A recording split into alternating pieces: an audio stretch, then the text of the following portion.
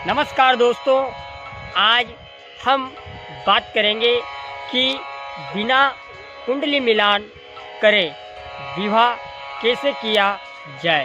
प्रिय दोस्तों, वैसे तो वर वधू की कुंडली हो तो सोने में सुगंध है, परंतु प्रिय दोस्तों, अगर किसी प्रकार से जातक या जातिका के पास कुंडली नहीं है तो फिर विवाह कैसे करें जिससे दाम्पत्य जीवन आजीवन माधुर्यमय बना रहे। प्रिय दोस्तों, इसी की जानकारी आज आपको दूंगा।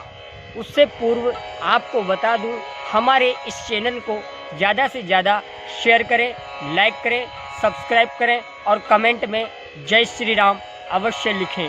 प्रिय दोस्तों, कार्यक्रम को शुरू करते हैं। उससे पूर्व भगवान श्री गणेश को प्रणाम करते हैं और स्वयं अष्ट सिद्धि नवनिधि के दाता श्री हनुमान जी महाराज को भी प्रणाम करते हैं।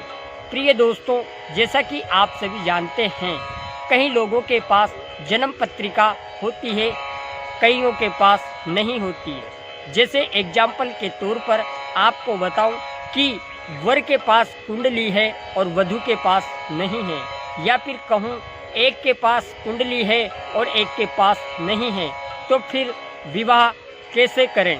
तो प्रिय दोस्तों, सबसे सरल सूत्र आपको दूंगा जो कि बेहद आसान है। तो उस सूत्र को मैं आपको बताने जा रहा हूँ। आप ध्यानपूर्वक सुने।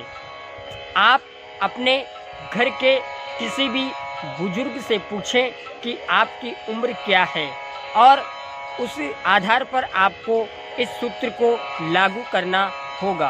प्रिय दोस्तों, विज्ञान में आपने पढ़ा होगा, जीव विज्ञान में आपने पढ़ा होगा, गुणसूत्र जो होते हैं, क्रोमोजोम्स, पुरुष के अंदर XY पाए जाते हैं और स्त्री के अंदर XX गुणसूत्र पाए जाते हैं।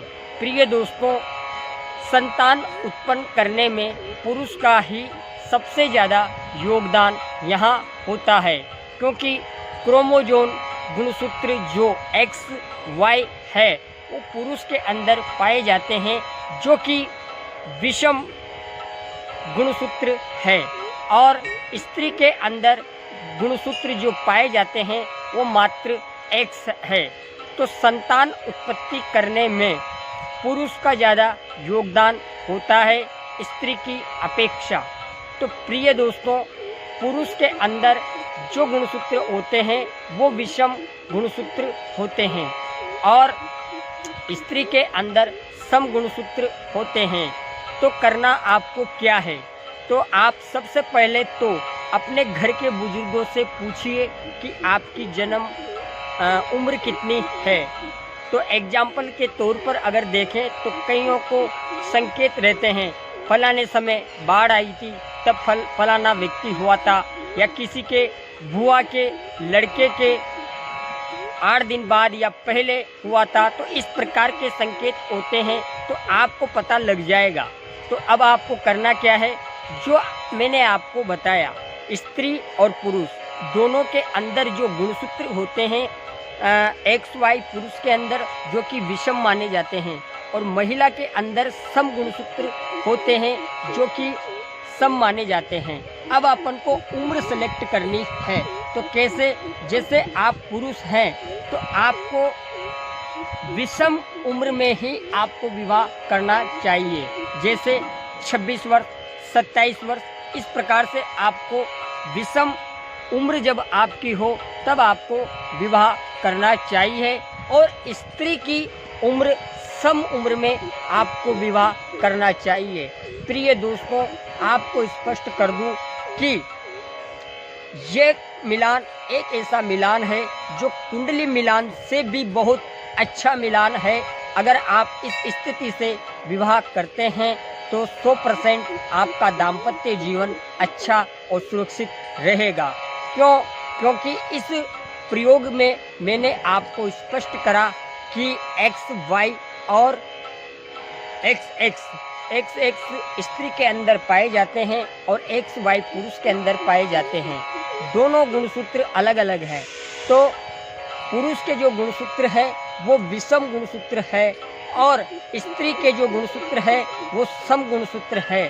तो प्रिय दोस्तों, आपको यही बताना है कि पुरुष की आयु विषम होनी चाहिए और स्त्री की आयु सम होनी चाहिए। स्त्री की और पुरुष की सम और विषम, पुरुष की विषम और स्त्री की सम आयु में विवाह किया जाए तो यह दाम्पत्य जीवन 100% लाभदायक और 100% अच्छा चलता है।